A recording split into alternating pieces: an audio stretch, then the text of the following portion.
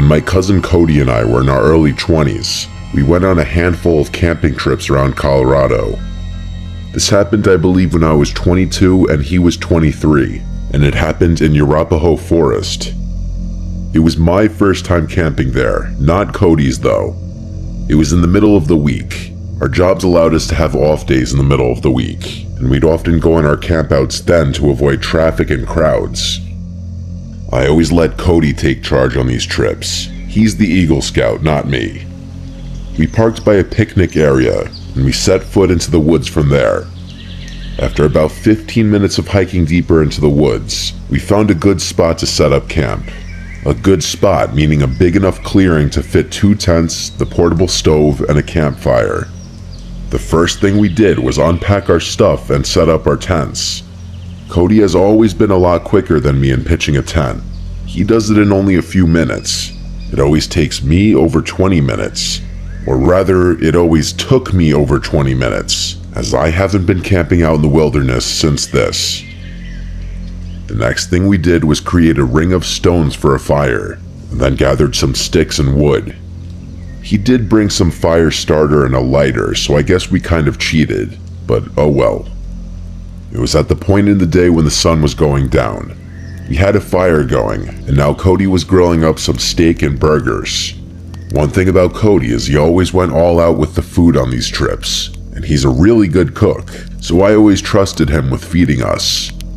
Of course, we had our bear spray in case the smell of the food would attract a black bear, which Cody always said was very unlikely. He always says the real thing you gotta worry about in the middle of the woods is other people. As we ate our steak and burgers, we cracked open some beers and had some classic rock playing on the speaker. If you've never been camping, you don't understand how good of a vibe moments like this are. In the wilderness with a friend or family member and some beers, reminiscing about good times and vibing to music. As it got dark, we started playing card games on this little folding platform table we brought specifically for cards. After playing more traditional card games, we started playing Uno, and this was when we heard something out in the woods. I paused the song on my phone so that the speaker would go silent. It was clear now. We heard a person humming and footsteps from beyond the trees in the pitch blackness of the forest. Cody urged me to find the flashlight. I tried, but by the time I found it, the sounds had faded away.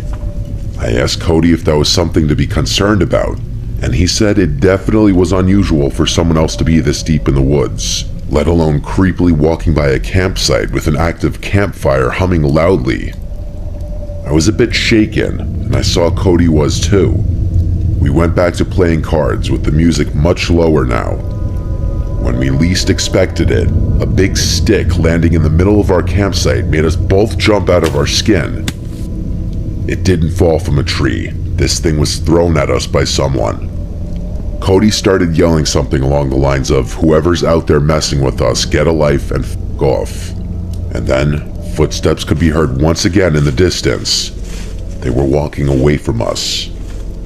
I said we should pack up camp and move somewhere else. He said absolutely not in the dark.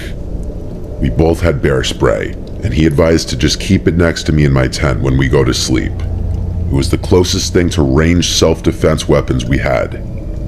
We kept hearing sounds like tree branches cracking in the distance, sounds that you would never expect an animal to be making. Someone was out there, maybe multiple people, that much was clear. We had to go to sleep eventually, so we agreed that maybe we should take turns staying up to keep watch to make sure that no one comes to our campsite and steals anything, or worse. Cody agreed to take first watch. He said he'd stay up and read his book. So I crawled into my tent and then my sleeping bag and went to sleep. Waking up in the middle of the night while camping is normal. You're in a cold outdoor environment in an uncomfortable sleeping bag. Any number of things could wake you up. I didn't yet know what woke me up. I was still in a fog. My brain didn't feel fully woken up yet. I looked up and saw a head peering into my tent. It looked like Cody. I rubbed my eyes, but really it was the darkness that was preventing me from seeing anything of his face. I said, "Cody?" thinking he was waking me up to take my turn of keeping watch. I said groggily, "Is it my turn?" I stared at the head peering at me in my sleeping bag, slowly growing more awake every second. Then I heard the zipper to the tent quickly zip up and his head disappeared. I laid back down in my sleeping bag, but only for a second. I suddenly had some weird moment of clarity where I shot to an upright position and listened as the footsteps walked away. "Cody," I said. He didn't answer. I unzipped my tent to peek out to the campsite.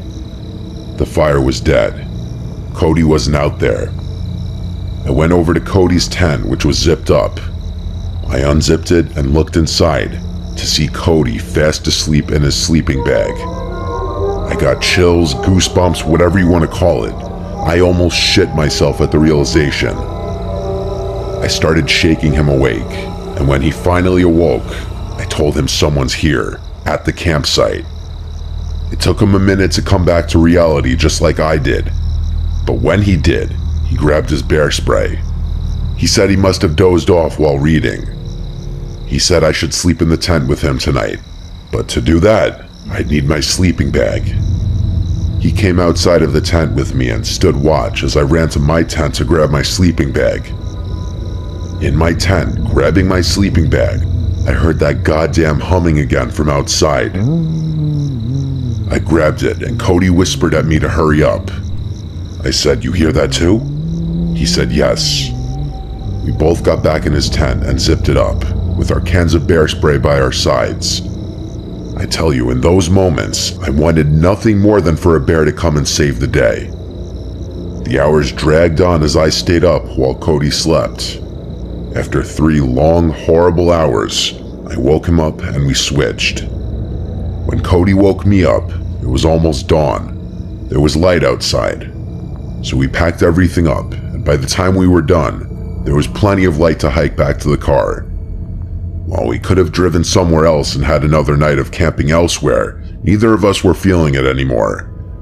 This was a haunting experience, and I think we both just wanted to be in the safety of our houses.